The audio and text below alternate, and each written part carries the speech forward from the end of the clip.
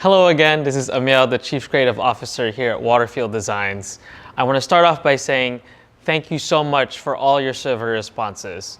We took all of those responses, we analyzed them, and really considered them. In fact, we decided to make new prototypes to test out based on your responses. So we took one of the prototypes on a road trip, and then the other ones on a plane ride.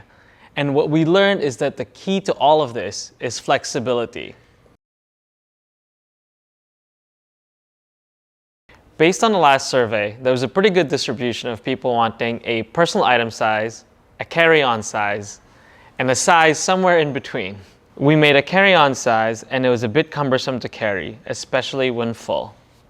We took the best of all worlds and found a size that works within the personal item size restrictions, but leaves plenty of room for a 48-hour trip. And if you need more storage, you can always take the 48-hour bag in addition to your wheeled suitcase. During testing, we also found that smaller planes or modified airplanes don't actually have as much personal item space that they advertise. In this scenario, you can take your 48-hour bag, put it in the overhead bin, and then remove the slim brief from that bag and use it as your quick access in-flight storage.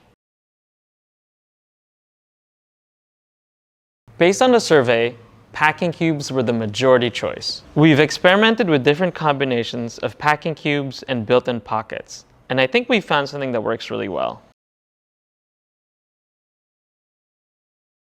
We also asked you how you would carry your 48-hour bag, and the answer was pretty much every way possible. So again, flexibility is key.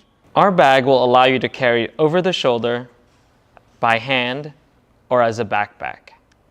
We found that the backpack style is particularly useful for long distances, staircases, and very heavy loads.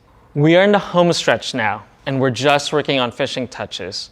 We really think we have something special here, and we're excited to show it to you. Let us know what you think in the survey below, and I'll see you soon. Thanks for watching.